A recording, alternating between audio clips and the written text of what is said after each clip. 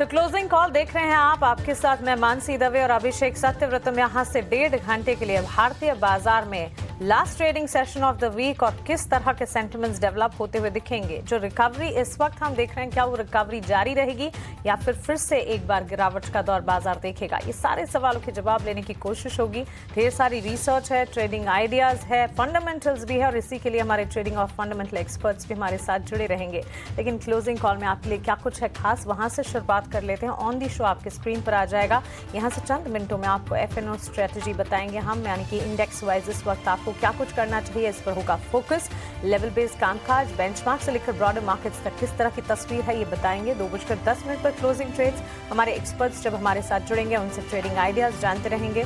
2:40 पर ऑप्शन का एक दमदार ट्रेड आपको बताएंगे। वहीं 3 बजे मार्केट्स एट 3 एक्सचेंजेस पर ढेर सारी खबरें आई हैं, उनमें से important set of news flows आपके सामने रखे जाएंगे। BTST STBT ट्रेड्स जब बाजार क्लोज होने वाले होंगे उसके 20 मिनट पहले आपके सामने कुछ और ट्रेडिंग आइडियाज के तौर पर। वहीं 3:20 पर events, triggers, economic indicative, actions to watch out for और लगातार फ्लैशेस के जरिए एज रिजल्ट ब्रेकिंग आप देख रहे हैं। तमाम नतीजे जो कि पोस्ट होते हुए नजर आ रहे हैं वो सारे के सारे रिजल्ट्स आपके स्क्रीन पर फिलहाल रिफ्लेक्ट होते हुए AIA इंजीनियरिंग के रिजल्ट्स आते हुए दिखे। मुनाफे में बढ़त है, तिमाही आधार, सालाना आधार दोनों पर। सालाना आधार पर 257 करोड़ से मुनाफा 277 करोड़ पर जाता दिखा है। रेवेन्यूज में भी बढ़ोतरी देखने को मिली है, 1044 करोड़ से 1048 करोड़ पर। हालांकि स्टॉक में परफॉर्मेंस टुवर्ड्स डाउन साइड है, लेकिन चलिए बाजार की बड़ी बातें आपके स्क्रीन पर लेकर आते हैं। रिजल्ट्स का तमाम एक्शन जो है वो आपके स्क्रीन पर है, इस पर विस्तार से बुलेटिन में आगे एक्सपर्ट से बातचीत भी करेंगे। लेकिन बाजार में रिकवरी नजर आ रही है।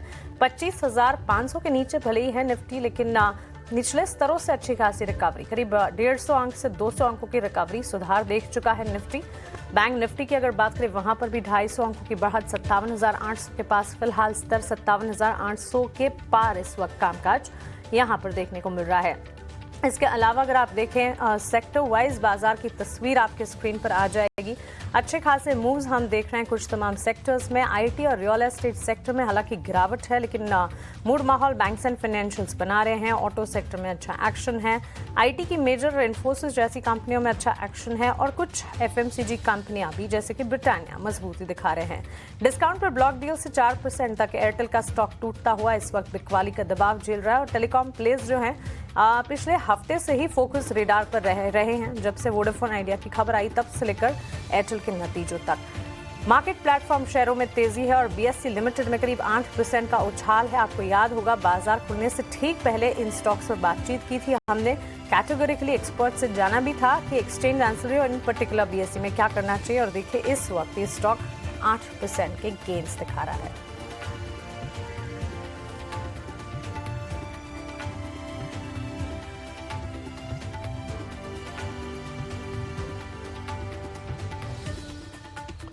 तो बाजार में हम देख रहे हैं कि लोअर लेवल से रिकवरी तो है, लेकिन ऊपर ये स्तर पर फिर से थोड़ा सा प्रेशर बिल्ड हो रहा है और निफ्टी फिसल गया है लाल निशान में, 25,475 के स्तर है।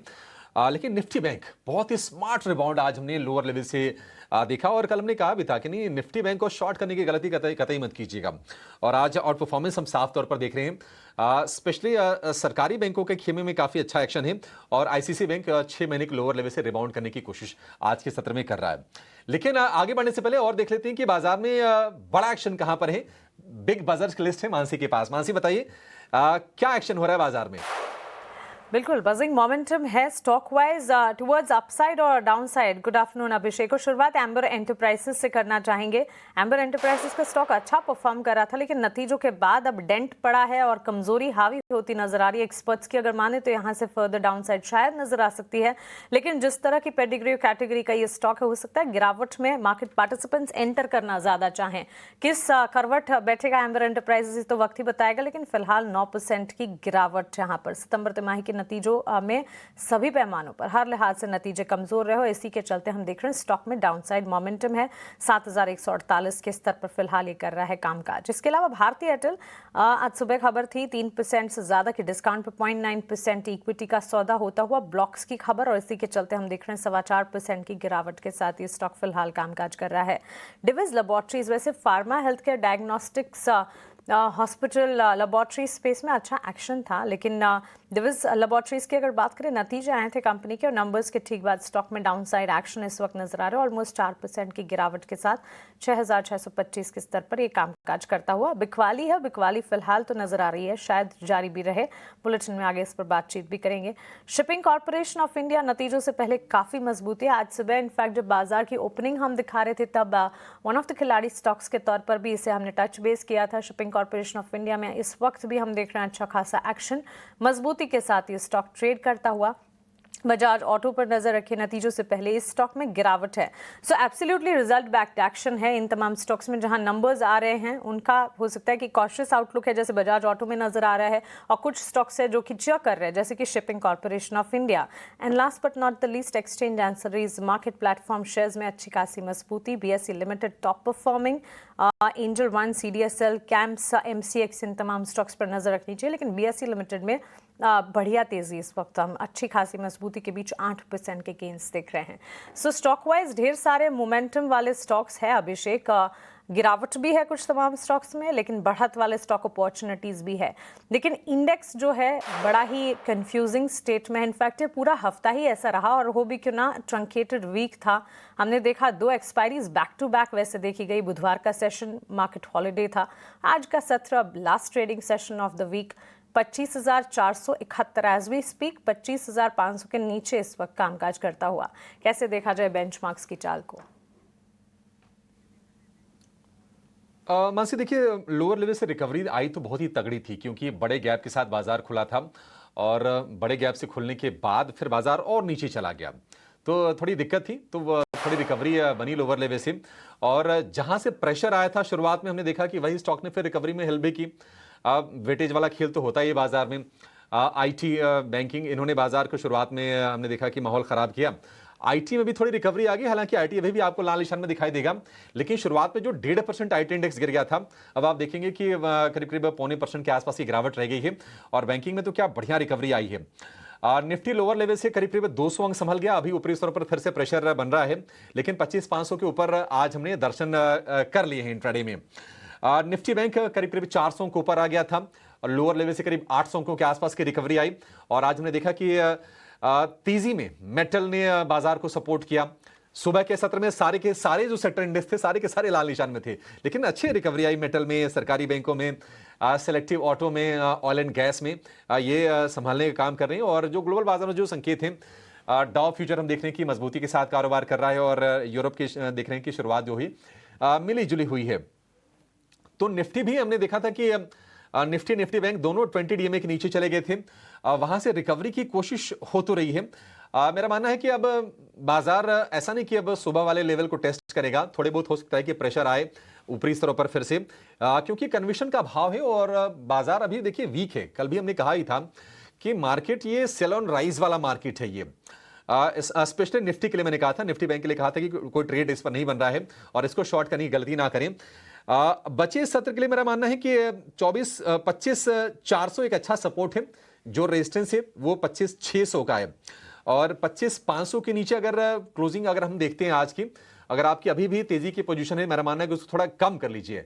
एग्जिट नहीं करना तो मत कीजिए, लेकिन पोजीशन को थोड़ा लाइट रखने में ही समझदारी है। और ये सेल ऑन राइज का ही बाजार है। अब आपको कहां पर बिकवाली करके बाजार में पैसे बनेंगे, मेरा मानना है कि 25,600 से 25,600 जो रेजिस्टेंस का जोन है बाजार के लिए, 25,600 से 25,700 के रेंज में अगर निफ्टी जाए तो आप बिकवाली कर सकते हैं निफ्टी में। तो निफ्टी अभी भी आज के ये जो इंट्राडे में जो तेजी आई है, इसको लेकर मैं कोई खास एक्साइटेड इसलिए नहीं हूं मानसी, क्योंकि पिछले 6 में से 5 सत्र में बाजार में गिरावट आ चुकी है, और इस वक्त भी निफ्टी जो है आपको लाल निशान में दिखाई देगा। बस अच्छी चीज ये है कि शुरुआत में जो हमने पिक्चर देखी काफी वो डरावना था, अब थोड़ी थोड़ी राहत के संकेत निकल के आ रहे हैं।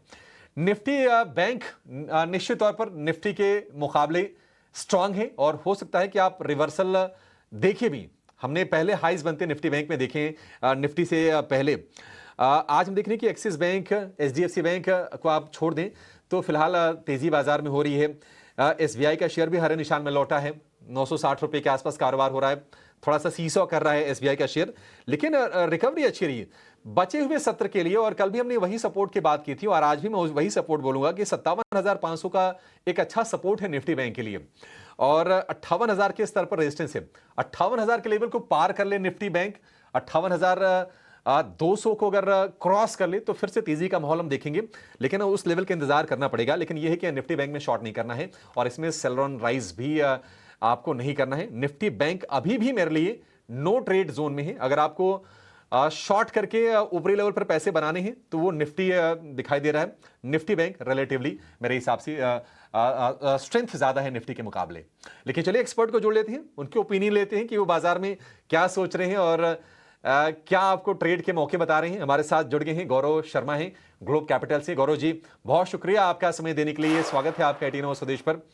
गौरव जी इंडेक्स की रणनीति एक बार जरा फिर से आप बताइए, क्योंकि मेरी जब आपसे लगभग 3 घंटे पहले जब बात हुई तो वहां से तो बाजार में परिवर्तन आने के संकेत काफी मिल गए हैं। जरा बताइए कि क्या रणनीति होनी चाहिए इंडेक्स में।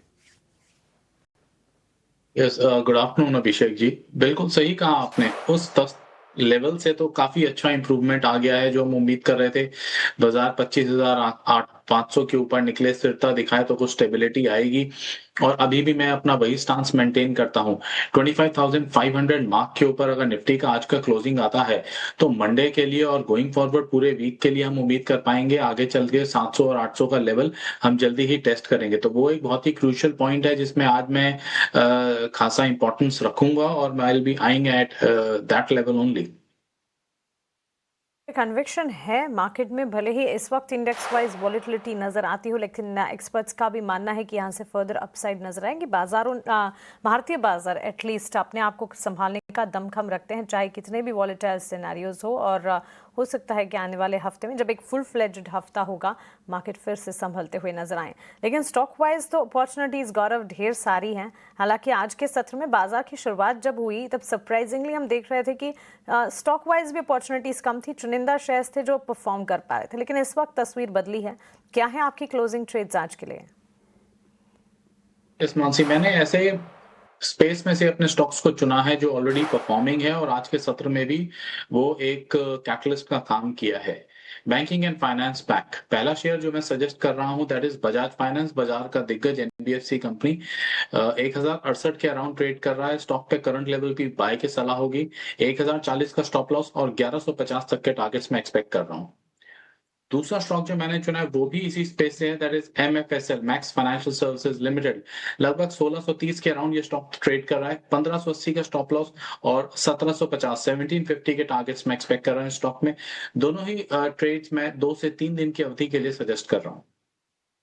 चलिए, 2 कॉल्स 2 ट्रेडिंग आइडियाज इस वक्त गौरव जी की तरफ से। मैक्स फाइनेंशियल सर्विसेज 1750 के लक्ष्य को ध्यान में रखें, 1580 का स्टॉप लॉस मेंटेन कीजिएगा।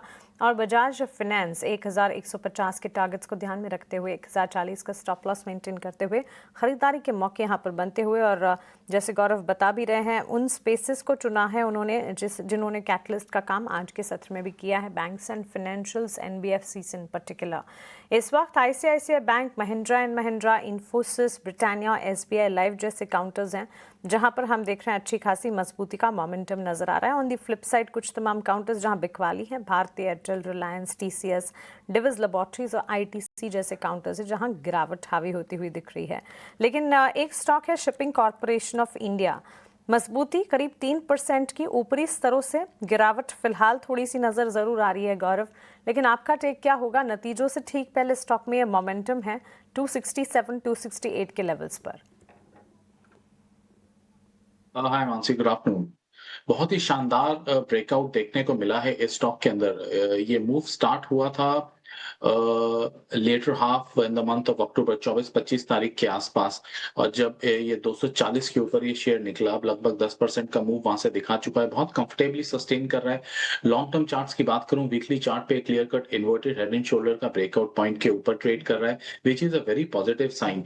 गोइंग फॉरवर्ड मुझे पूरी उम्मीद है इस स्टॉक के अंदर हमें 300 से 325 के लेवल्स जल्द ही दिखाई देंगे। जिनके पास है होल्ड रख सकते हैं। फ्रेश पोजीशन लेनी है, 280 पे ब्रेकआउट आ जाएगा उसके बाद ले लें और स्टॉप लॉस मेंटेन करें अराउंड 255 का।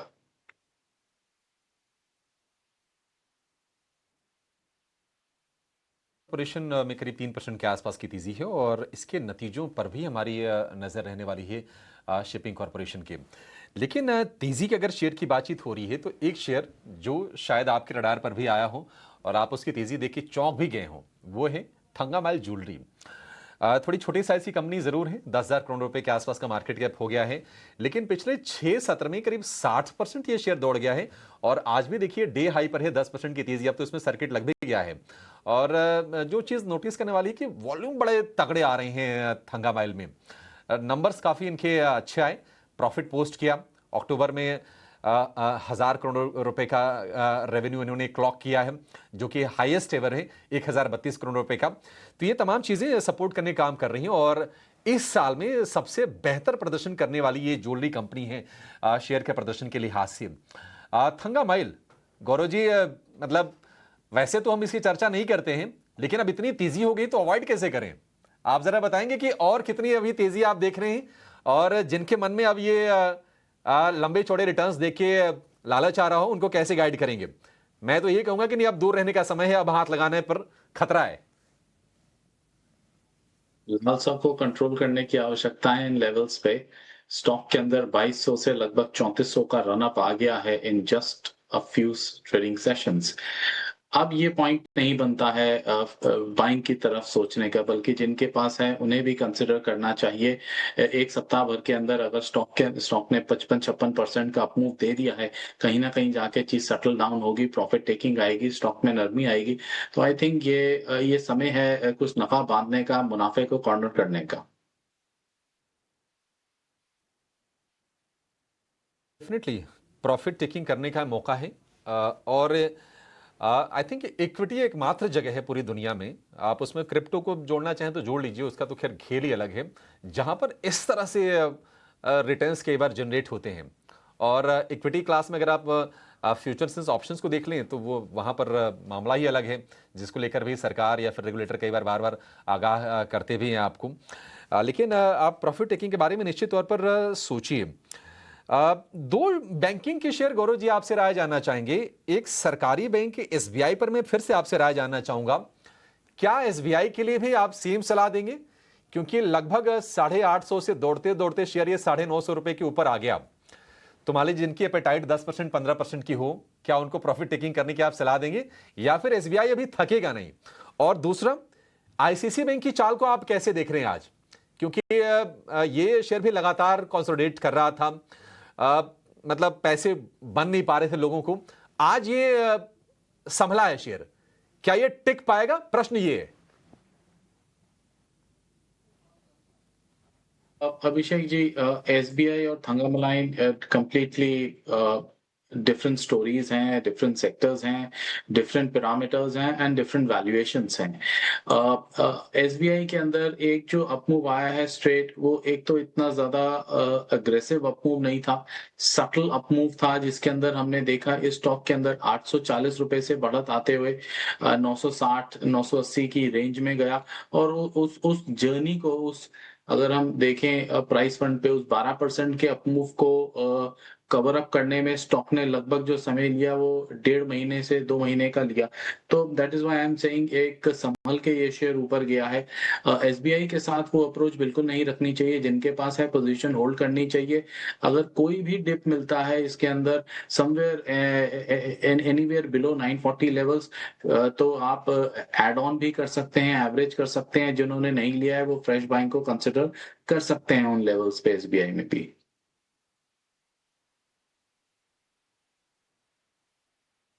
दोनों शेयरों को लेकर ये व्यू गौरव जी का। लेकिन चलिए एक छोटे से ब्रेक का वक्त हो गया है और बाजार की अगर बात करें तो पिछले 20-25 मिनट में थोड़ी सी स्थिरता के संकेत दे रहा है। निफ्टी करीब 30 अंक नीचे है, निफ्टी बैंक की बात करें तो 300 अंकों की तेजी इस वक्त हम देख रहे हैं 57,850 के ऊपर के लेवल्स। छोटा सा ब्रेक के बाद कुछ और इंटरेस्टिंग स्टॉक्स पर चर्चा करेंगे और जहां कमाई के मौके बन रहे हो वो खोजने की हम कोशिश करेंगे, आप कहीं जाएगा नहीं।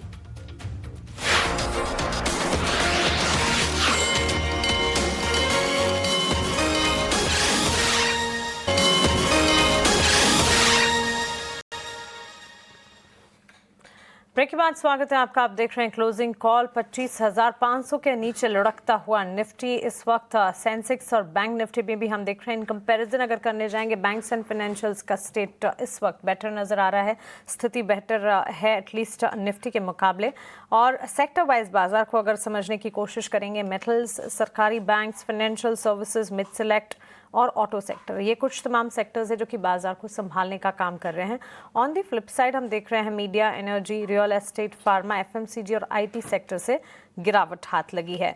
मेटल सेक्टर में जो शाइन है, इस पर गौरव आपसे एक टेक जानना चाहेंगे। मेटल स्टॉक्स में अच्छा खासा एक्शन है। To name a few, likes of Hindustan Copper, Adani Enterprises, Tata Steel, Jindal Steel, ये तमाम स्टॉक्स में अच्छी खासी मजबूती का मोमेंटम है। मेटल स्पेस को किस तरह से प्ले आउट करना चाहिए आपके हिसाब से?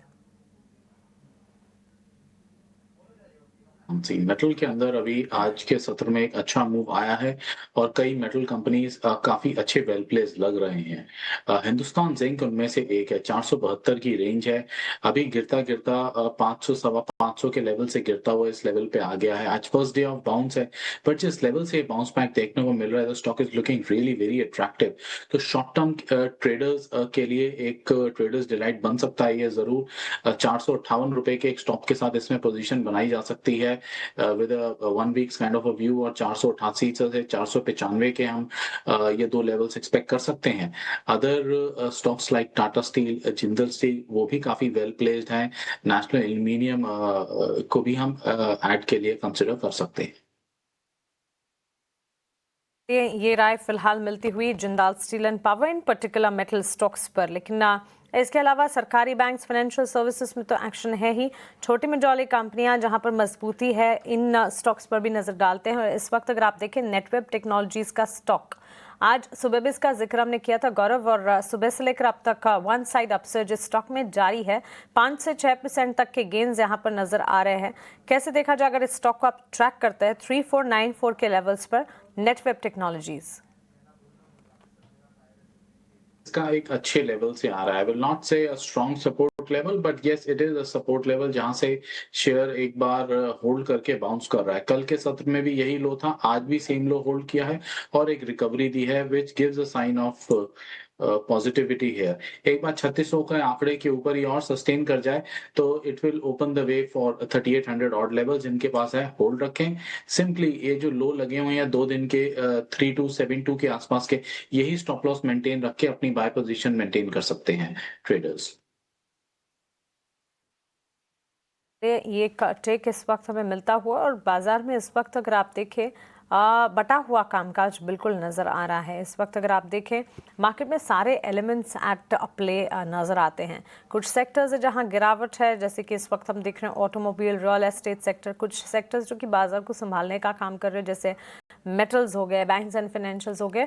और आईपीओ मार्केट में भी हम देख रहे हैं एक्शन है। इन दिनों कई सारे आईपीओज जो हैं वो मार्केट में उतर रहे हैं, नई लिस्टिंग्स भी लगातार हो रही है। तो ढेर सारे एलिमेंट्स, और एलिमेंट्स के साथ साथ हम देख रहे हैं ग्लोबल फ्रंट पर भी काफ़ी सारे ट्रिगर पॉइंट्स, और डोमेस्टिक फ्रंट पर अर्निंग्स का ट्रिगर तो है ही, जिससे बाजार वॉच आउट कर रहा है।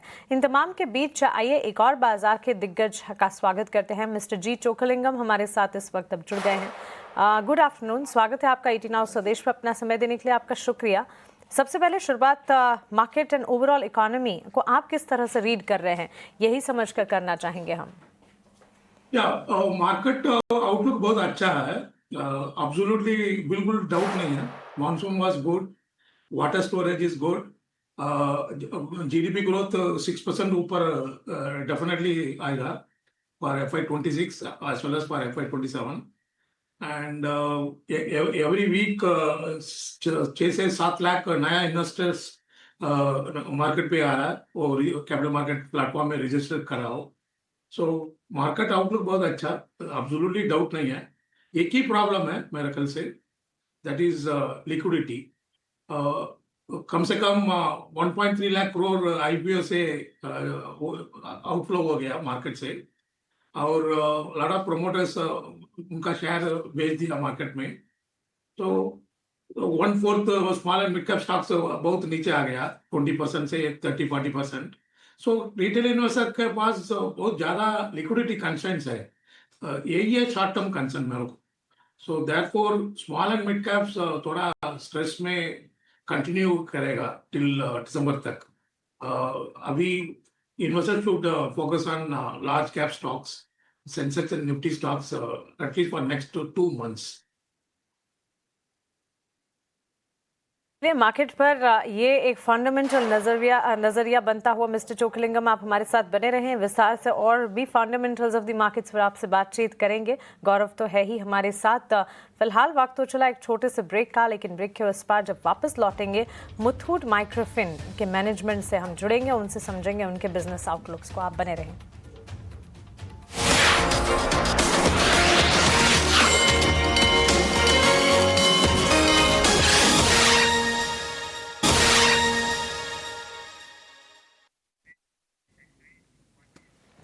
ब्रेक के बाद आपका फिर से स्वागत है क्लोजिंग कॉल में। और निफ्टी भी हम देख रहे हैं कि रिकवर करने की कोशिश कर रहा है, हरे निशान में आ गया है, 25,500 के ऊपर है बाकायदा। 20 अंकों की हल्की सी तेजी है।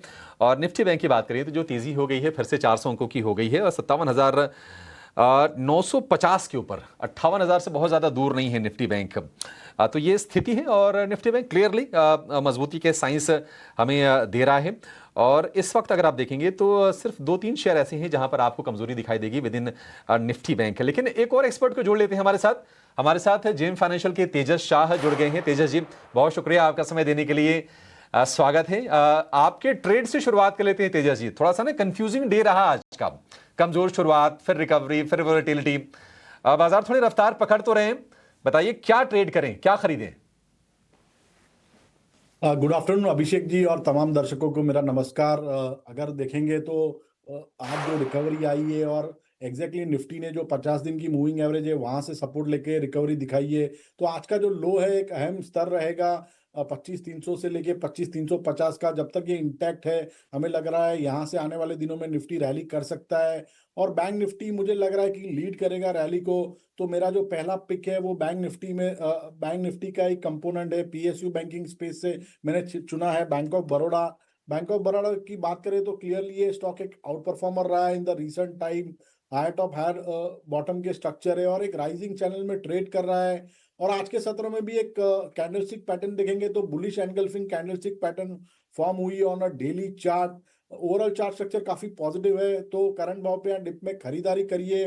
बैंक ऑफ इंडिया में स्टॉप लॉस लगाना है 280 का, इसका पहला लक्ष्य रहेगा 299 का और दूसरा लक्ष्य रहेगा 305 का। और दूसरा जो स्टॉक मैंने चुना है वो मेटल स्पेस से है Tata steel limited. Tata steel की भी बात करें तो ये स्टॉक ने भी एक आज 20 दिन की मूविंग एवरेज के सपोर्ट लेके रिवर्सल दिखाया है और ये स्टॉक भी क्लियरली एक आउट परफॉर्मर रहा है इन द रिसेंट टाइम। एक 187 का एक नया ऑल टाइम हाई बनाने के बाद स्टॉक एक करेक्शन मोड में चल रहा था। बट एग्जैक्टली अगर देखेंगे तो जो इसकी 20 दिन की मूविंग एवरेज का सपोर्ट लिया है स्टॉक ने और एक bullish engulfing candlestick pattern form की on a daily chart. Overall chart structure काफी रॉक सॉलिड है और मुझे लग रहा है एक स्टॉक जो है टाटा स्टील एक नया हाई बनाने के कगार पे खड़ा है, तो एक डिप में खरीदारी करिए टाटा स्टील में in the range of 180 to 181 with stop loss below 175। इसका पहला लक्ष्य रहेगा 187 का और दूसरा लक्ष्य रहेगा 191 का। एक ही शेयर है तेजस जी, सिर्फ टाटा स्टील या फिर कोई और भी है? बैंक ऑफ बड़ौदा मैंने बताया, बैंक ऑफ बड़ौदा का जो चार्ट स्ट्रक्चर है वो भी काफी स्ट्रांग है और क्लियरली ये स्टॉक एक आउट परफॉर्मर रहा है इन द रिसेंट टाइम।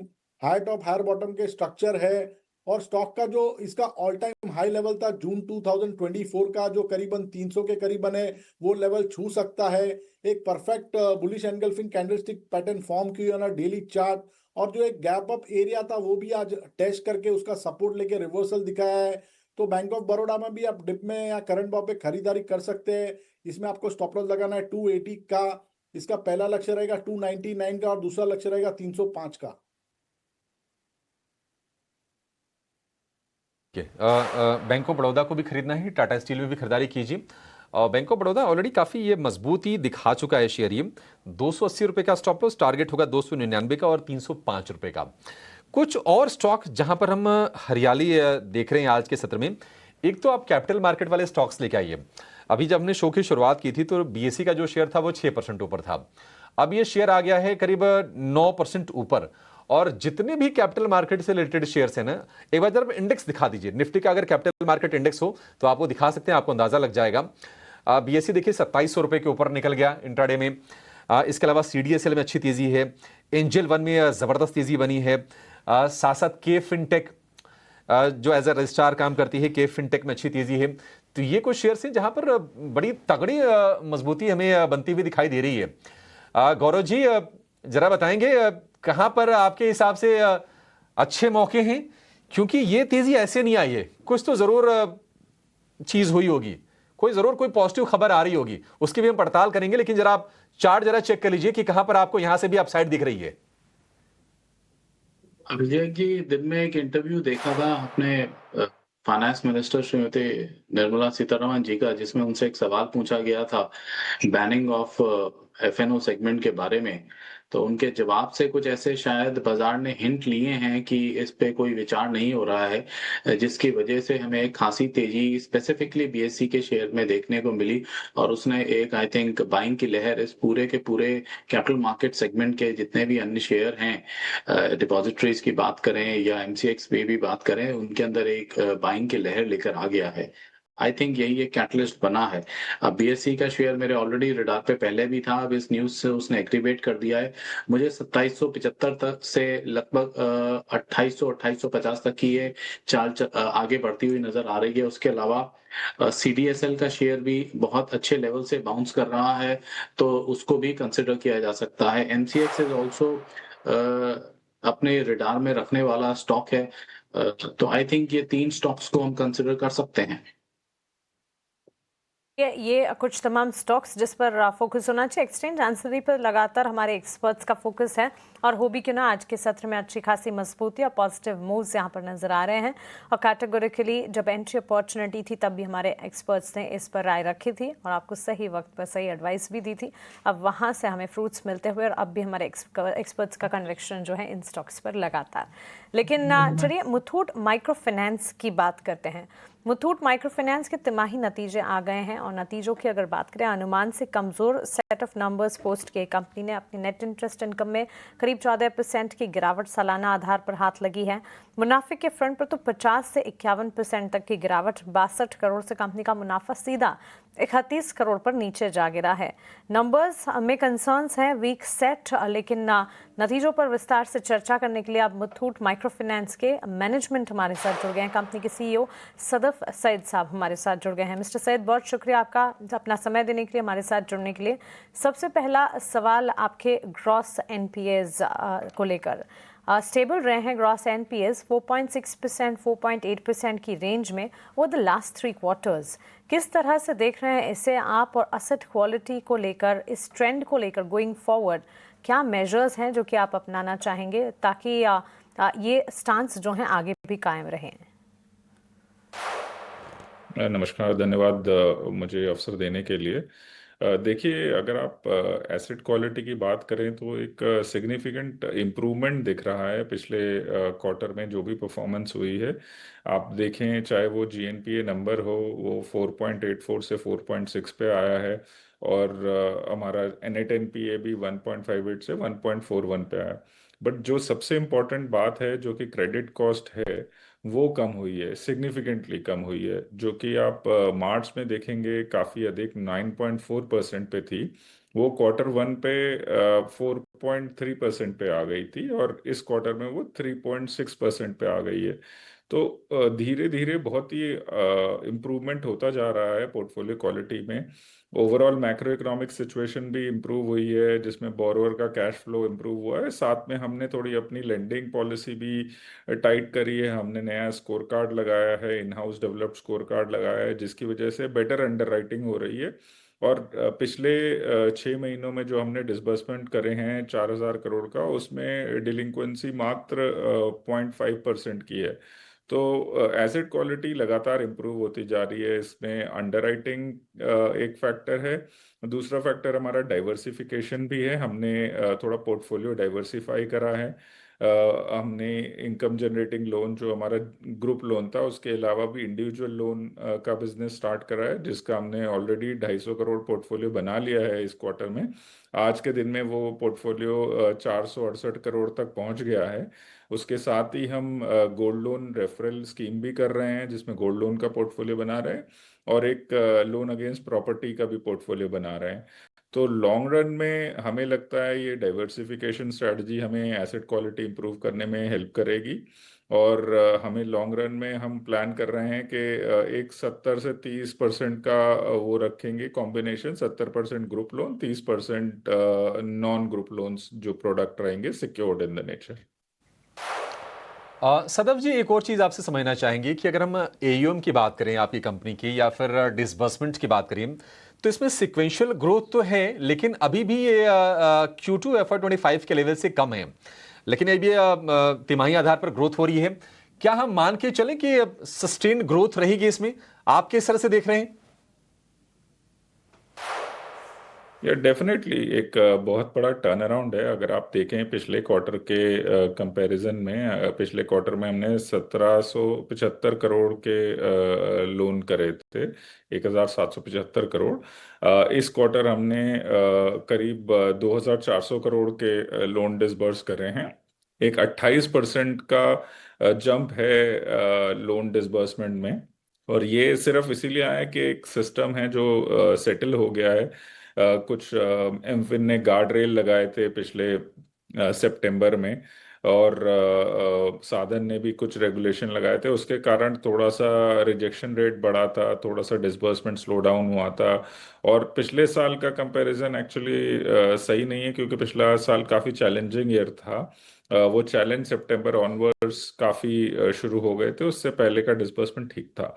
तो अगर आज कंपेयर करें और हम देखें कि इंडस्ट्री कम बैक कर रही है, तो best way to look at it would be कि आप पिछले क्वार्टर की कंपैरिजन इस क्वार्टर देखें, जिसमें डिसबर्समेंट भी बढ़ा है और हमारा एयूएम भी बढ़ा है। आज के दिन हमारा एयूएम 12,558 करोड़ पे पहुंच गया है और लगातार डिसबर्समेंट बढ़ता जा रहा है। हमने हर महीने दर महीने डिसबर्समेंट की उन्नति हुई है।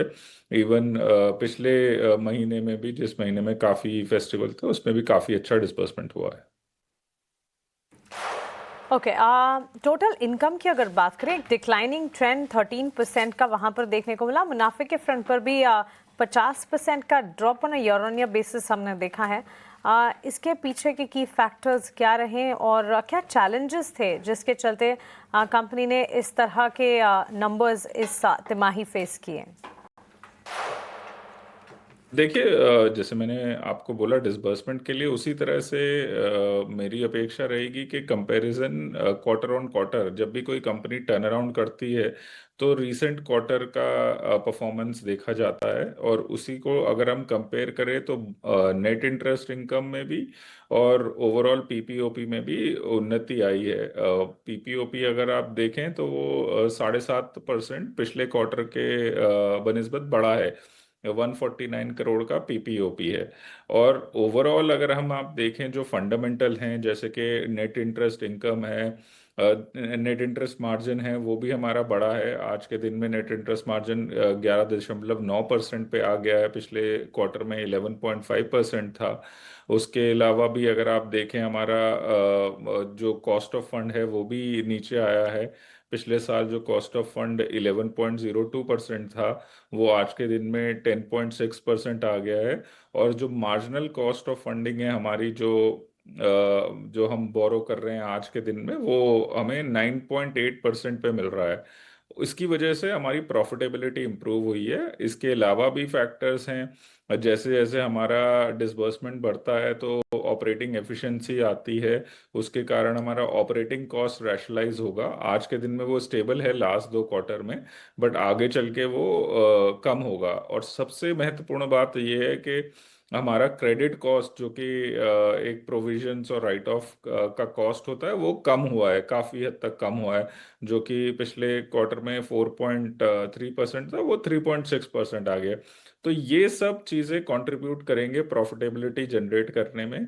और हमारी जो गाइडेंस है कि 2% का हम आरओए डिलीवर करेंगे, हम उस पे कायम हैं और डेफिनेटली हम कॉन्फिडेंट हैं कि पूरे साल के अंत तक हम 2% ROA अचीव कर पाएंगे।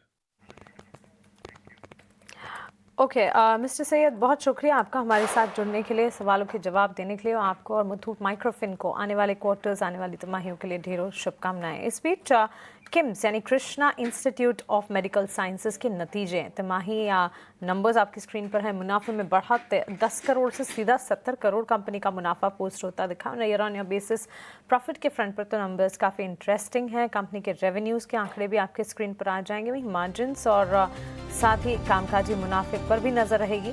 मुनाफा पॉजिटिव नजर आ रहा है। आय 777 करोड़ से बढ़ी है, 960 करोड़ पर यह जाती हुई दिखी है। 0.5% डाउन ट्रेंड के साथ स्टॉक में इस वक्त कामकाज हम देख रहे हैं, लेकिन नंबर्स अच्छे हैं। इन नंबर्स पर भी विस्तार से बातचीत करेंगे। मुथूट माइक्रोफिन पर भी हमारे एक्सपर्ट्स हैं, उनके टेक्निकल टेक्स हम समझेंगे। लेकिन फिलहाल वक्त हो चला है एक छोटे से ब्रेक का।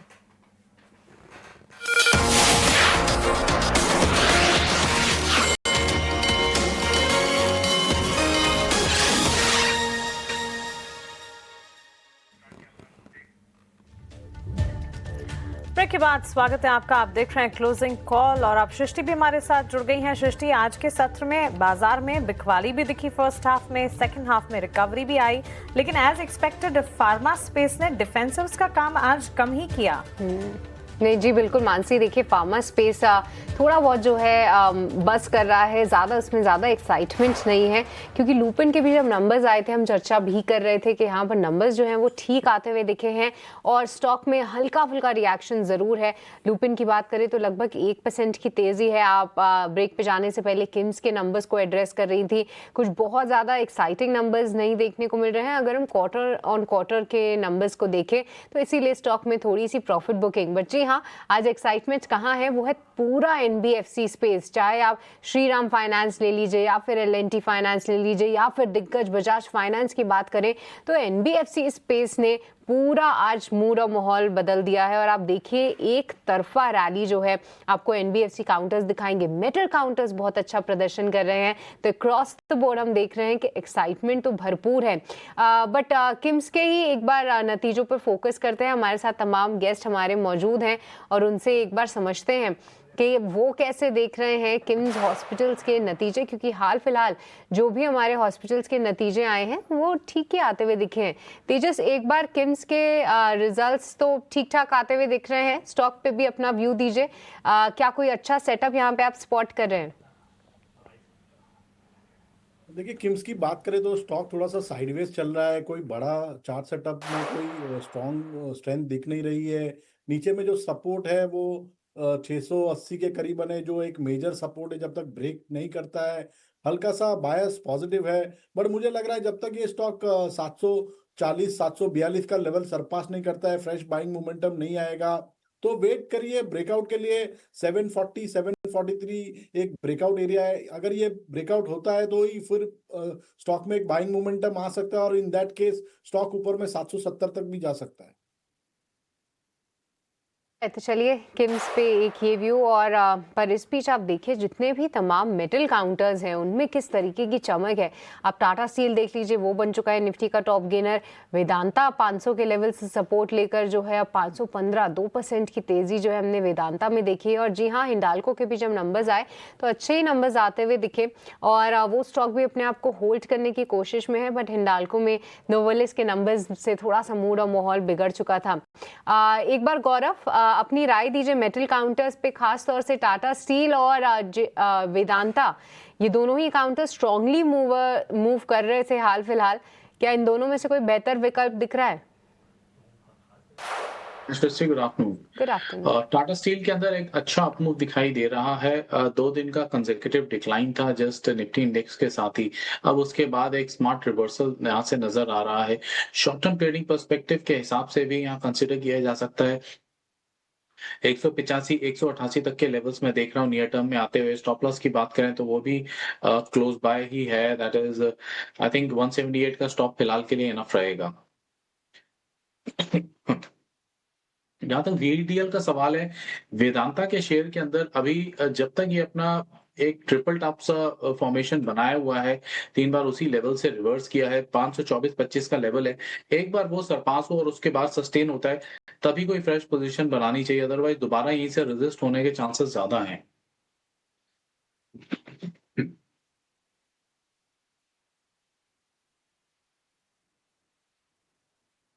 तो आई थिंक थोड़ा वेट करना चाहिए अभी वीडीएल में। चलिए, तो वीडीएल में थोड़ा सा वेट करना है। टाटा स्टील बेहतर विकल्प लग रहा है। 188 के यहाँ पे आप टारगेट्स सुझा रहे हैं। चलिए, इस पर ध्यान जरूर देते हैं। पर एलआईसी यहाँ पर सितंबर तिमाही के नतीजे जो हैं अच्छे आते हुए दिखे हैं। कंपनी को उम्मीद है कि जीएसटी कटौती से दूसरी छमाही में मजबूत ग्रोथ होगी। कंपनी के एमडी और सीईओ से खास बातचीत की हमारे सहयोगी ने, आइए सुनते हैं। नमस्कार, आप देख रहे हैं ईटी नाउ स्वदेश और मैं हूं अनुराग शाह। आज हमारे साथ खास बातचीत के लिए मौजूद है देश की सबसे बड़ी लाइफ इंश्योरेंस कंपनी और देश के सबसे बड़े घरेलू निवेशक एलआईसी के मुखिया, एलआईसी के सीईओ आर दुरईस्वामी। बहुत बहुत शुक्रिया आज ईटी नाउ स्वदेश को वक्त देने के लिए सर। तिमाही नतीजों पर हम बात कर रहे हैं। मुनाफा जो है एलआईसी का 31% बढ़ा है पिछले साल के मुकाबले, लेकिन जो प्रीमियम में है कुछ जो ग्रोथ है वो इतनी ज़्यादा नहीं दिखी है। तो इसके पीछे क्या वजह रही, अगर आप हमारे दर्शकों को बता पाए। नमस्कार, आप सभी दर्शकों को भी हमारे ओर से नमस्कार। जैसे आपने कहे थे, हमारा मुनाफा 31% का बढ़ोतरी हम हर्ष पाए। आप जानते हैं कि पिछले साल अक्टूबर के महीने में आईआरडीए के नया मास्टर सर्कुलर निकला। उसकी कंप्लायंस में हमने हमारा प्रोडक्ट्स को पूरी तरह से चेंज करना पड़ा। जो एग्जिस्टिंग प्रोडक्ट्स थे उनको 30 सितंबर तक विड्रा करना पड़ा और नए प्रोडक्ट्स लॉन्च करने पड़े। उसकी वजह से जो सेकेंड हाफ लास्ट ईयर में और ये साल के पहले हाफ ईयर में पिछले साल की परफॉर्मेंस के तुलने में थोड़ा ग्रोथ जितने हमको चाहिए था उतना नहीं दिखाई नहीं पाए। ये दो चीज़ें थी, एक तो लार्ज बेस थी, दूसरा ये नए प्रोडक्ट्स जिसमें हमने मिनिमम सम एश्योर्ड को 1 लाख से बढ़कर 2 लाख करा दिया। जो स्मॉल टिकट साइज पॉलिसीज पहले जिसको सेल होती थी वो रिपीट नहीं कर पाए। सो इसलिए फर्स्ट हाफ में हमारा प्रीमियम की ग्रोथ थोड़ा कम ही रहा। मगर क्या हुआ, ये टिकट साइज बढ़ाने में और हमारा जो प्रोडक्ट्स की कंट्रीब्यूशन जो है वो बेहतर रहा और उसके साथ साथ हमारा निवेश इनकम जो इन्वेस्टमेंट रिटर्न्स भी थी वो भी पिछले साल के तुलने में अच्छा रहा और साथ में हमारा खर्चा जो है वो भी हम थोड़ा रैशनलाइज कर पाए। ये तीनों की वजह से हमारा प्रॉफिट्स में तो गुड इंक्रीज दिखा पाए। यस सर, तो ये तो मुनाफा क्यों बढ़ा है आपने हमारे दर्शकों को बताया और ये स्ट्रेटजी है और जो नियम लागू हुए थे उसका भी कुछ इम्पैक्ट है। एक सर आपसे समझना चाहूँगा क्योंकि एलआईसी की काफ़ी बड़ी एजेंट वर्कफोर्स है, 15 लाख के करीब एजेंट है और सरकार ने जो जीएसटी के अंदर रिफॉर्म किए हैं उसके बाद शून्य जीएसटी हुआ है। कई सारी कंपनियां, प्राइवेट कंपनियों ने अपना कमीशन जो है वो कम कर दिया एजेंट का। तो एलआईसी एकमात्र इंश्योरेंस कंपनी है लाइफ इंश्योरेंस स्पेस में जिन्होंने अपने एजेंट्स का कमीशन नहीं बदला है। तो इसके पीछे क्या स्ट्रेटजी है और इसका क्या असर आप देखते हैं? जो जीएसटी में गवर्नमेंट ने जो रिफॉर्म लाए हैं, life insurance business individual life insurance पॉलिसियों के ऊपर जो जीएसटी था उनको बिल्कुल नील कर दिया, अभी एग्जम्पशन दे दिए हैं। हमने ये तय किया है कि इसका पूरा बेनिफिट जो है वो कस्टमर को हम पहुंचा दें। तो इसलिए हमने इसका तुरंत जो भी बेनिफिट है वो उसके ऊपर हमने जो बिना जीएसटी पॉलिसीज मिलते हैं, पॉलिसी होल्डर्स के बेनिफिट्स में कुछ हमने चेंज नहीं लाए। तो पॉलिसी होल्डर्स को अभी तो बिना जीएसटी हो गया, तो बहुत फायदा हो गया, बहुत फायदे हुए हैं। तो पूरा फायदा जो है कस्टमर्स को हमने ट्रांसमिट किए हैं। साथ साथ जो है एजेंट्स का कमीशन जो है, हम इसके ऊपर जो जीएसटी है उसको अभी तक हमने ये तय किए हैं कि इसके ऊपर हम एजेंट्स को कुछ डिफरेंस नहीं लाएंगे और हम जो बिना जीएसटी के जो लाइफ इंश्योरेंस बिजनेस है उसकी वजह से जो हम ग्रोथ और बहुत अच्छा ग्रोथ हो सकता है उसके हम ऊपर फोकस करेंगे और इस लाइफ इंश्योरेंस प्रीमियम में जो ग्रोथ लाएंगे, टॉप लाइन ग्रोथ भी होगा, और उसके साथ साथ हमारा अदर ऑपरेशनल एक्सपेंसेस का भी हम रैशनलाइज करते जा रहे हैं। इन दोनों के माध्यम से हम ये इम्पैक्ट जो है इनपुट टैक्स क्रेडिट का, उसको हम मैनेज करने के तो विस्तार से बात की है एलआईसी चेयरमैन ने, और उन्होंने ये भी कहा कि कॉस्ट कंट्रोल को लेकर और रेवेन्यू बढ़ाने पर कंपनी का फोकस है और हम निवेश को लेकर कोई शॉर्ट टर्म की स्ट्रेटजी नहीं बनाते हैं। शेयर 2.5% ऊपर 920 रुपये के आसपास के भाव, आईपीओ वाले भाव से शेयर आपको ऊपर दिखाई देगा। रिटेल को 904 रुपये के आसपास ये शेयर आवंटित हुए थे। चलिए काम करते हैं, एक ब्रेक का समय तो हो गया, लेकिन ब्रेक पर जाने से पहले आपको बता देते हैं कि क्या है इस वक्त की Canara Bank news headlines. Break के बाद आपका स्वागत है क्लोजिंग कॉल्स में। और आज देखिए मार्केट का क्या जबरदस्त एक्शन देखने को मिला है, क्योंकि ग्लोबल संकेत जो थे वो थोड़े कमजोर थे, बट निचले स्तरों से गजब की रिकवरी निफ्टी और निफ्टी बैंक ने दिखाई है आज के सत्र में। हमारे तमाम मेहमान हमारे साथ मौजूद हैं और लगातार हम उनसे चर्चा कर रहे हैं कि कहां पर वो देख रहे हैं ट्रेडिंग के मौके, और आपके लिए भी ढेर सारी कॉल्स, ढेर सारा न्यूज फ्लो और साथ ही अर्निंग्स भी हम लगातार आपके सामने रख रहे हैं। हमारे साथ अमोल अठावले भी अब शो में जुड़ चुके हैं, आइए उनके पास चलते हैं। अमोल, स्वागत है आपका ET स्वदेश पे। सबसे पहले तो एक बार अपना व्यू दीजिए मार्केट्स पे, क्या देख रहे हैं आप, क्योंकि अब ये हफ्ता तो खत्म हो गया है, पर अगले हफ्ते भी क्या आपको लगता है ये निचले स्तरों से रिकवरी थोड़ी बरकरार रहेगी मार्केट्स पे? किस तरीके की पोजीशंस आप देख रहे हैं फिलहाल? आई थिंक जो एक कंसिस्टेंट सेलिंग प्रेशर था ये वीक में मार्केट में, वो कहीं ना कहीं रुकते हुए हमने ये वीक में देखा है। डेफिनेटली आज का जो डे लो है वो अराउंड 25,340 और 25,300 के बीच में आता है। वो एक प्रॉमिसिंग लेवल रहेगा, वही से काफी शार्प बाउंस बैक है। हाउएवर अभी भी मार्केट का जो टेक्सचर है वो अभी भी सेल ऑन राइज है। वो तभी चेंज होगा जब मार्केट 25,625 जो मिनिमम क्राइटेरिया है वो अगर क्लियर करता है तो ये पुल बैक रैली और स्ट्रांग होते हुए देखने को मिल सकती है। फिलहाल अगर मैं 1 या 2 दिन का व्यू लेता हूँ तो शायद एक रेंज ओपन हो सकता है, कंसोलिडेशन हो सकता है, और वो कंसोलिडेशन का लोअर बाउंड्री रहेगा अराउंड 25,300 जो एक प्रॉमिसिंग सपोर्ट जोन रहेगा। ऑन द हायर साइड अगर मैं रेजिस्टेंस देखता हूँ तो 25,625 का रहेगा। तो चलिए, ये फिलहाल नजरिया मार्केट्स पे एक रेंज फिलहाल अमोल ने हमारे सामने जरूर रखी है।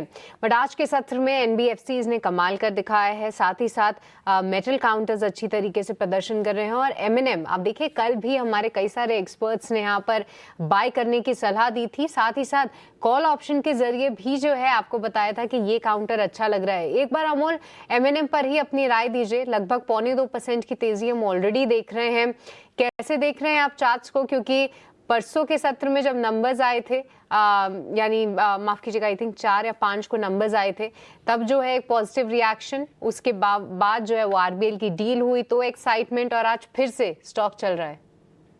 पॉजिटिव सेटअप है। इनफैक्ट बाकी ऑटो स्टॉक्स में 2 व्हीलर 4 व्हीलर में सेलिंग प्रेशर देखने को मिला था, वेरएज एमएनएम में अभी भी हायर बॉटम फॉर्मेशन मेंटेन रखा है। इनफैक्ट आज रेंज ब्रेकआउट है, अगर मैं देखता हूँ तो 3650 एक ऐसा रेजिस्टेंस जोन था जहाँ पे कंसिस्टेंटली स्टॉक स्ट्रगल करता हुआ दिख रहा था, और ऐसे मार्केट में भी आज स्टॉक ने अच्छा खासा पॉजिटिव ब्रेकआउट मेंटेन रखा है। मुझे लगता है अगर कोई ट्रेंड को फॉलो कर रहा है तो 3600 एक इम्पॉर्टेंट लेवल रहेगा। जब तक उसके ऊपर ये सेटअप कंटिन्यू रहेगा, ऑन द हायर साइड कहीं ना कहीं ये स्टॉक 3800 की तरफ बढ़ता हुआ देखने को मिल रहा है। ऑलराइट, तो चलिए ये फिलहाल नजरिया एमएनएम पे आता हुआ, पर अब 3 बज चुके हैं और वक्त चला है जानने का वो तमाम काउंटर्स जो कि फिलहाल जबरदस्त एक्शन दिखा रहे हैं। रुक करेंगे हमारे अगले सेगमेंट मार्केट एट 3 का।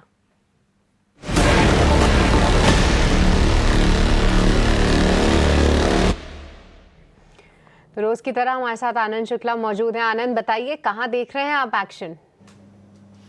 जी हाँ सृष्टि, आज बाजार में उतार चढ़ाव देखने को मिल रहा है, लेकिन पीएसयू बैंक जो है, पीएसयू बैंक में खरीदारी देखने को मिल रही है। बैंक ऑफ महाराष्ट्र देखिए, Bank of India, Indian Overseas Bank, इन तीनों शेयरों में 3 से 4% की आज तेज़ी देखने को मिल रही है। इसके अलावा वॉल्यूम वाले शेयरों की बात करें कि वॉल्यूम कहाँ ज़्यादा दिख रहा है, त्रिवेणी इंजीनियरिंग का शेयर देखिए घाटे से मुनाफे में आई है कंपनी, और हरे निशान में आज कारोबार करती नज़र आ रही है, और औसत से करीब 10 गुना ज़्यादा वॉल्यूम देखने को मिल रहा है। इसके अलावा एल&टी फाइनेंस का शेयर देखिए 10% की शानदार तेज़ी दिखा रहा है और औसत से 10 गुना ज़्यादा वॉल्यूम यहाँ भी देखने को मिल रहा है। भारतीय एयरटेल की बात करें तो नतीजे कमज़ोर आए थे और 5% की गिरावट दिखा रहा है शेयर और औसत से करीब 9 गुना ज़्यादा वॉल्यूम यहाँ भी देखने को मिल रहा है। कई सारी कंपनियों के नतीजे आ रहे हैं। हिंडाल्को के नतीजों की बात करें तो 1891 करोड़ से मुनाफा जो है वो बढ़कर अब 2266 करोड़ पहुंच गया है। वहीं आय की बात करें तो आय भी 22,000 करोड़ से बढ़कर अब 24,000 करोड़ के पार पहुंच गया ईयर ऑन ईयर बेसिस पे। साथ ही साथ एबिडा और एबिडा मार्जिन में भी बढ़ोतरी देखने को मिली, जिसके चलते शेयर आज हरे निशान में कारोबार करता नजर आ रहा है। इसके अलावा अरविंद लिमिटेड के नतीजों की बात करें तो मुनाफा जो है करीब करीब डबल बढ़ा है, 59 करोड़ से बढ़कर अब 103 करोड़ पहुंच गया है। वहीं आय की बात करें तो आय भी 2100 करोड़ से बढ़कर अब 2300 crore year on year basis पे पहुंच गई है। साथ ही साथ एबिडा मार्जिन में भी बढ़ोतरी देखने को मिली है, जिसके चलते 7% की करीब शानदार तेजी देखने को मिल रही है। एनबीसीसी पर भी एक अपडेट आया है। कंपनी को 350 करोड़ का वर्क ऑर्डर मिला है और इस ऑर्डर के चलते शेयर करीब 2% ऊपर कारोबार करता नजर आ रहा है। अंत में एक ब्रोकरेज रिपोर्ट की बात करेंगे। गोदरेज प्रॉपर्टीज पर एलारा की ब्रोकरेज रिपोर्ट आई है, खरीदारी की राय दी है और जो लक्ष्य है वो रखा है 3700 रुपये का। हमने देखा था कि कंपनी के प्री सेल्स में सालाना आधार पर करीब 20% की बढ़ोतरी देखने को मिली थी।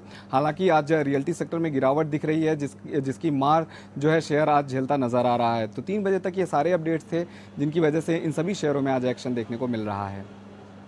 शुक्रिया आपका हमारे साथ जुड़ने के लिए और मार्केट एट 3 का ये पूरा का पूरा एक्शन हमारे बीच रखने के लिए। इन तमाम स्टॉक्स पर और इनके एक्शन पर भी चर्चा होगी, लेकिन इस बीच एक और खबर सूत्रों के हवाले से जो मिल रही है वो है सरकारी बैंक्स यानी कि पब्लिक सेक्टर बैंक्स के लिए एक इम्पॉर्टेंट अपडेट खबर आती हुई दिख रही है। हमारे सहयोगी प्रकाश प्रियदर्शी हमारे साथ जुड़ गए हैं इस खबर से जुड़ी सारी डिटेल्स और इसके मायने लेकर।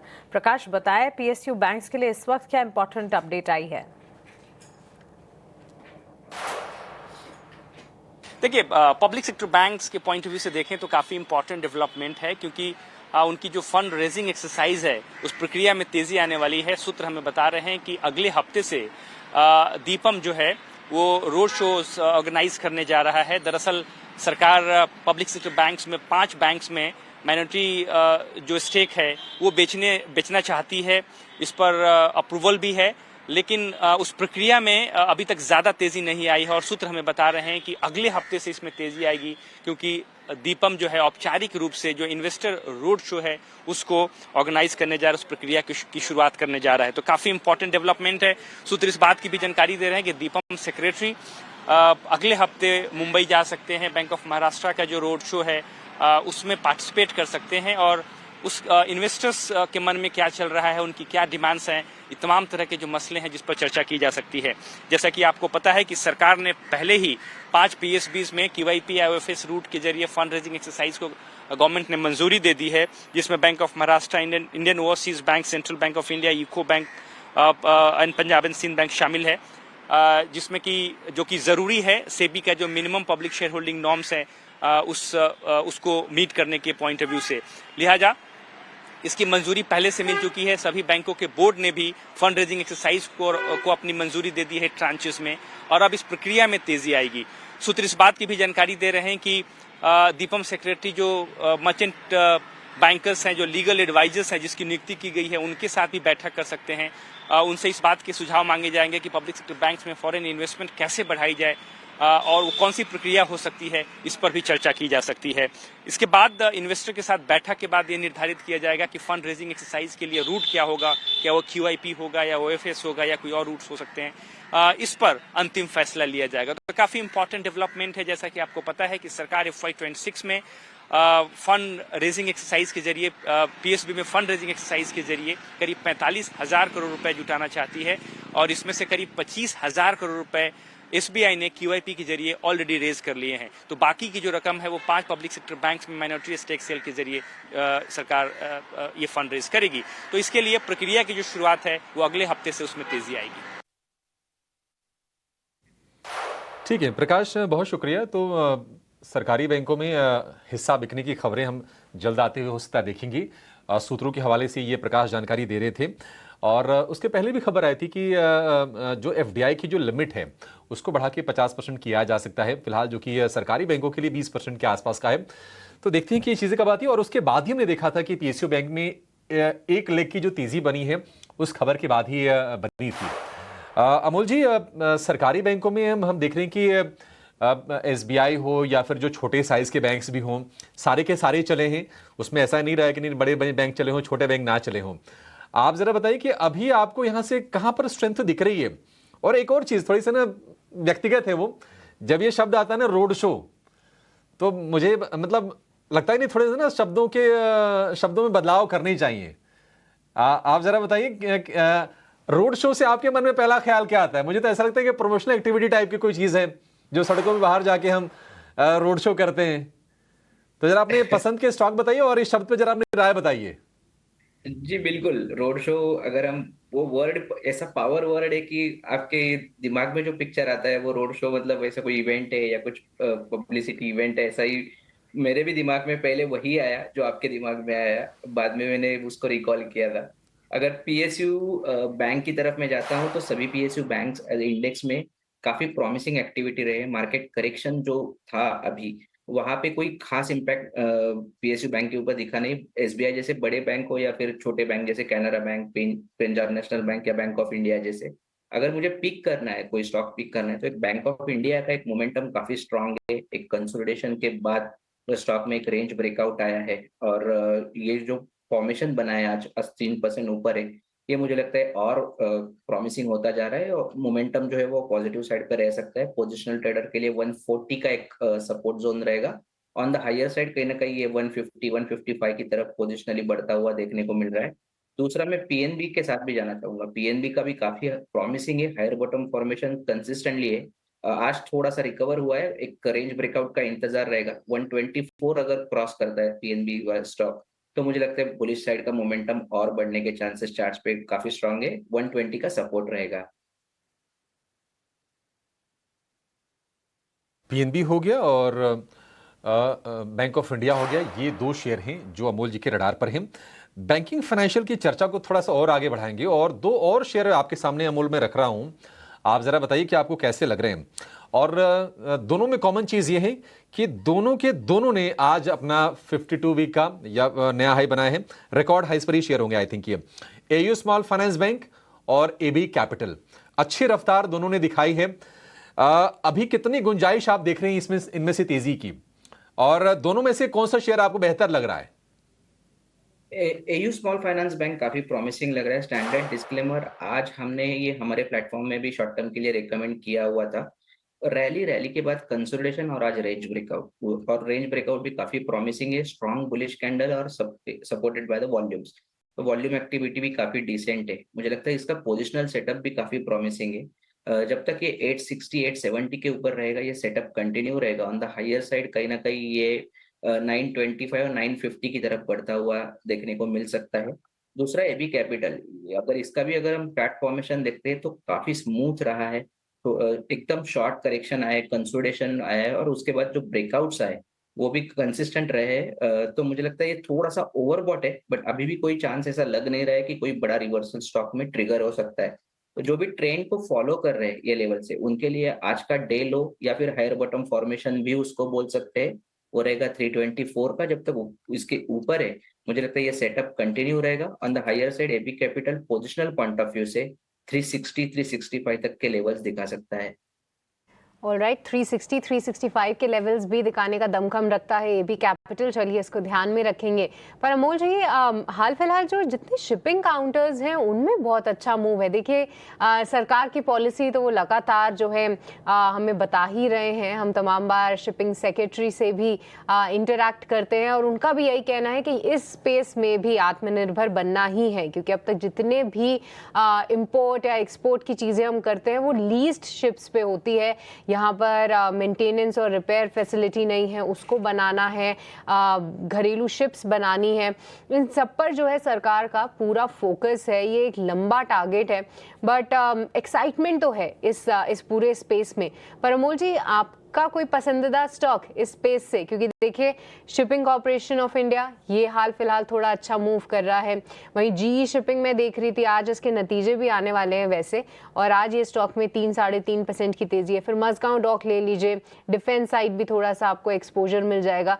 तो काउंटर्स तो बहुत सारे हैं, बट क्या आपके रेडार पे या आपको लगता है कि ये काउंटर्स अच्छा प्रदर्शन कर सकते हैं? दो पिक्स रहेंगे क्योंकि ओके। अगर मुझे कॉन्ट्रा बेट लेना है, समझ लो कि बाकी इसमें ये रैली मिस कर गया है, तो मजगांव डॉक जैसे कि आपने कहा एक काफी प्रॉमिसिंग सपोर्ट पे, वीकली और डेली लेवल पे ही यही से लास्ट टाइम रैली हुआ था। 2600 एक क्रूशल सपोर्ट जोन रहेगा। मोमेंटम इंडिकेटर्स भी काफी ओवरसोल्ड है, तो यहाँ से टेक्निकल बाउंस बैक के लिए मैं देखता हूँ तो मजगांव डॉक की तरफ ध्यान जा रहा है। यहाँ पे अगर पुल बैक आता है तो ऑन द हायर साइड कहीं ना कहीं 2800-2850 के लेवल निकल के आ रहे हैं। और अगर मुझे ट्रेंड के साथ जाना है, ट्रेंड को फॉलो करना है, तो मेरा ध्यान जा रहा है एससीआई की तरफ। रीजन बिहाइंड दैट एक रैली, उसके बाद कंसोलिडेशन, उसके बाद 2 दिन से अगर हम देखते हैं तो रिवर्सल का फॉर्मेशन काफी स्टेबल है, हायर बॉटम फॉर्मेशन है, वॉल्यूम एक्टिविटी डिसेंट है। 250 का एक सपोर्ट बना हुआ है। ऑन द अपसाइड की तरफ देखूं तो 285 का अगर सक्सेसफुल ब्रेकआउट आता है तो पोजिशनली ये स्टॉक कहीं ना कहीं 300 की तरफ बढ़ता हुआ मीडियम टर्म में देखने को मिल सकता है। राइट, तो चलिए एससीआई और मजगांव डॉक पे जो है आपके लिए राय। पर इस बीच हमारे साथ राजेश पालविया भी जुड़ चुके हैं शो में, आइए उनका भी स्वागत करते हैं। राजेश जी, देखिए कुछ ही मिनट रह गए मार्केट बंद होने में, तो अपनी कॉल्स ही एक बार क्विकली बता दीजिए, कौन से स्टॉक्स आपको फिलहाल पसंद आ रहे हैं जहां आपको लगता है कि अच्छे मौके हैं। गुड आफ्टरनून सृष्टि। तो देखिए मार्केट तो लोअर साइड से एक अच्छी रिकवरी दी है और अब फ्लैट नोट पे ही ट्रेड करते हुए देखने को मिल रहा है, लेकिन काफ़ी अच्छा मोमेंटम स्टॉक स्पेसिफिक बना है। तो यहाँ पे हमें 2-3 स्टॉक जहाँ पे हम फोकस कर रहे हैं और हमें लगता है कि यहाँ कंटिन्यूटी ऑफ अप ट्रेंड रहेगी। पहला पीएसयू बैंकिंग बास्केट से हमें लगता है यूनियन बैंक को यहाँ पे फोकस में रखना चाहिए।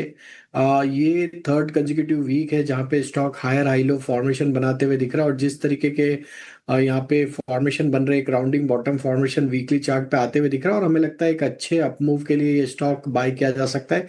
अगले वीक कमिंग वीक में हमें लगता है इसके टारगेट जो बन सकते हैं करीब 165 की तरफ स्टॉक बढ़ते हुए दिख सकता है। तो बाय एंड एक्यूमुलेट की सलाह है। On the down side stop loss रखेंगे करीब 147 के आसपास। दूसरा स्टॉक जो पसंद आ रहा है वो है हमें यहाँ पे पसंद आ रहा है वो एफएमसीजी बास्केट से, और उसमें हमें लगता है यहाँ पे ब्रिटेनिया को फोकस में रखा जा सकता है। ये स्टॉक में देखें तो एक कंसोलिडेशन रेंज का ब्रेकआउट यहाँ पे ऑलरेडी आते हुए दिखा। Stock comfortably near term short term moving averages के ऊपर ट्रेड कर रहा है।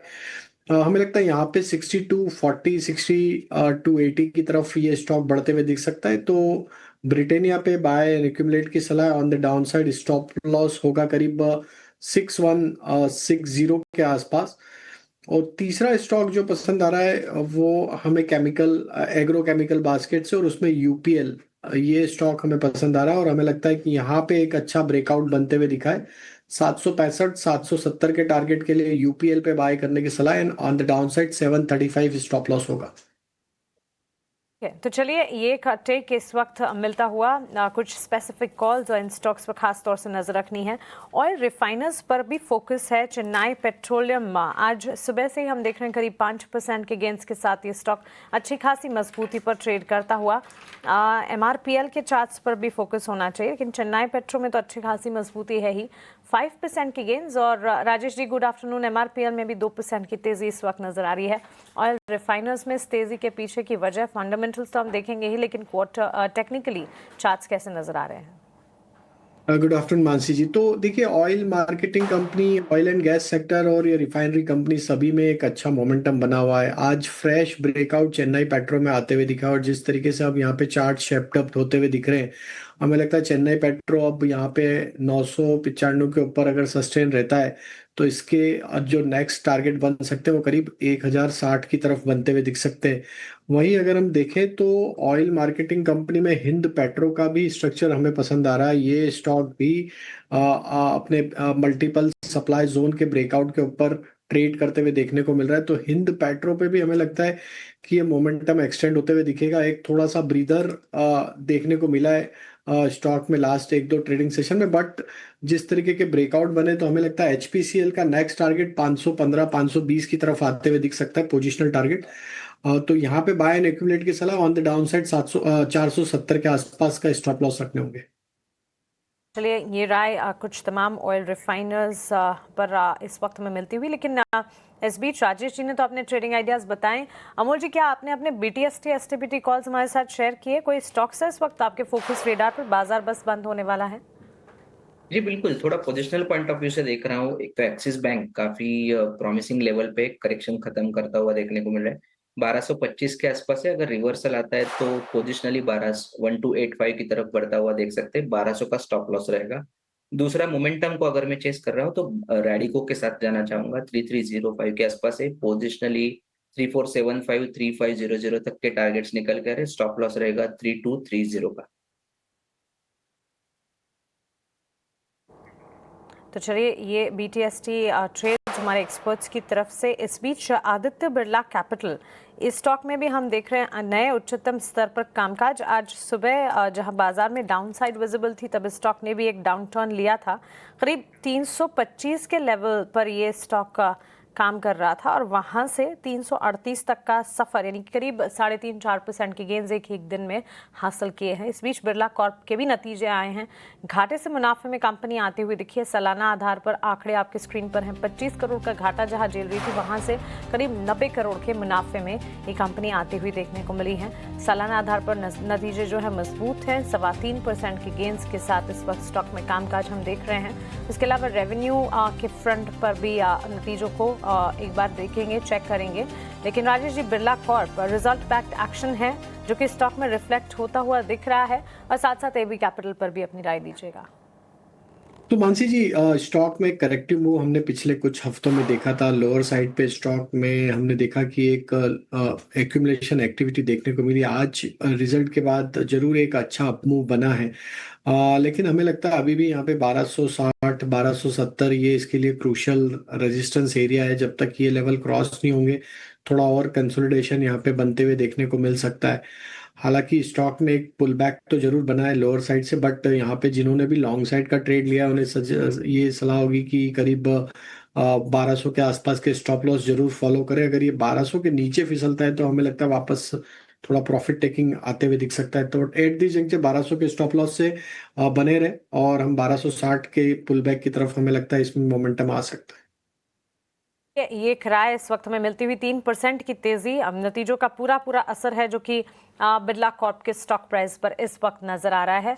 अच्छे नतीजे और नतीजों का एक्शन इस वक्त। लेकिन एक और स्पेस है जो कि आज अच्छा एक्शन दिखा रहा है, वो है एक्सचेंज एंसिलरी। मार्केट पार्टिसिपेंट्स वाले स्टॉक्स पर फोकस होना चाहिए।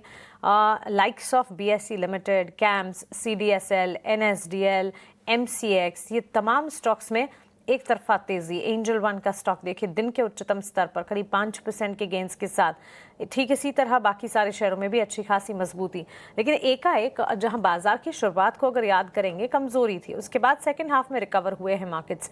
इतनी तेजी एक्सचेंज एंसिलरी प्लेटफॉर्म स्टॉक्स में क्यों है, अभिषेक हमें बता रहे हैं। अभिषेक, आज तो सरप्राइजिंग है, लगभग सारे प्लेटफॉर्म स्टॉक्स एक तरफा तेजी देख रहे हैं। मानसी देखिए, बड़ी तेजी निश्चित तौर पर है, और आपको याद होगा कि जो शेयर थोड़े ठिठके हुए थे वे क्यों थे, क्योंकि कहीं ना कहीं डर ये था कि क्या जो वीकली एक्सपायरी है क्या उसको सेबी खत्म कर देगी, क्या इसका टेन्योर बढ़ाया जाएगा, क्या इसको फोर्टनाइटली किया जाएगा। तो इसके चलते थोड़ा डर का माहौल था और कमाई घटने की आशंका होती है, क्योंकि आप ज़्यादातर जो वॉल्यूम देखेंगे वो F&O सेगमेंट में आता है। अब ये पार्टिसिपेशन थोड़ा रिटेल ट्रेडर का बढ़ रहा था, तो सेबी थोड़ी सी चिंतित थी। साल भर पहले कई सारे मेजर्स लिए गए सेबी की तरफ से, जैसे कि कॉन्ट्रैक्ट साइज को बढ़ाया गया, 5% का extreme loss margin ELM margin लगाया गया था, एक एक्सचेंज पर एक वीकली ऑप्शन को मंजूरी दी गई। ऐसे कई सारे कदम उठाए गए, और लेकिन ये चिंता खाई जा रही थी कि क्या वीकली एक्सपायरी खत्म हो जाएगी। लेकिन उसको लेकर ना देखिए बयान आया है वित्त मंत्री का। उन्होंने कहा है कि सरकार मतलब दरवाजा बंद करने के पक्ष में नहीं है। सरकार ये चाहती है कि जो अड़चनें आ रही हैं उनको दूर किया जाए और उन पर काम किया जाए। और ये भी उन्होंने कहा कि F&O में जो लोग ट्रेड करते हैं तो उससे जो जुड़े जो जोखिम है उसको समझना ये ट्रेडर्स की और निवेशकों की जिम्मेदारी है। तो ये कहीं ना कहीं इसको पॉजिटिव माना जा रहा है कि सरकार इस पर ऐसे कोई कदम नहीं लेगी। और एक और बयान आया है सेबी चीफ तुहिन कांत पांडे की तरफ से। उन्होंने ये कहा कि कोई भी फैसला लेने से पहले जो रेगुलेटर है वो कंसल्टेशन पेपर लेकर आएगा, और आगे के जो कदम होंगे वो कैलिब्रेटेड मैनर में होंगे और बिना कंसल्टेशन के नहीं होंगे। तो इंडस्ट्री से राय मशवरा करके, सलाह मशवरा लेके ही अगर कोई फैसला होना होगा तो ये होगा। तो इस बात की अब उम्मीद काफ़ी कम है कि वीकली एक्सपायरी खत्म करेगा रेगुलेटर यानी कि सेबी, और ये इसी तरह से चलता रहेगा। तो आज हमने चौतरफा तेजी देखी है। BSE, angel One, CDSL, K fintech, NSDL सारे के सारे स्टॉक चले हैं। सेबी की स्टडी रिपोर्ट ये कहती है मानसी कि 90% सौदों पर लोगों को घाटा होता है, और इंडेक्स डेरिवेटिव में जो ट्रेडिंग वॉल्यूम है उसमें रिटेल का जो हिस्सा है वो 50% के आसपास का है। सेबी इसको लेकर चिंतित था। लोगों को जो नुकसान की जो खबरें आ रही थी, बहुत सारे कदम उठाए गए, लेकिन ये कदम तमाम जो कंपनीज हैं उनकी कमाई को घटा देता। तो अब ये जो बयान आए हैं इसको राहत के तौर पर देखा जा रहा है, और चौतरफा तेजी आज हम देखिए शेयरों में देख रही है। बीएसई लीड कर रहा है 8.5% के आसपास के गेंस के साथ, 2700 रुपए के करीब पहुंच गया है बीएसई का भाव।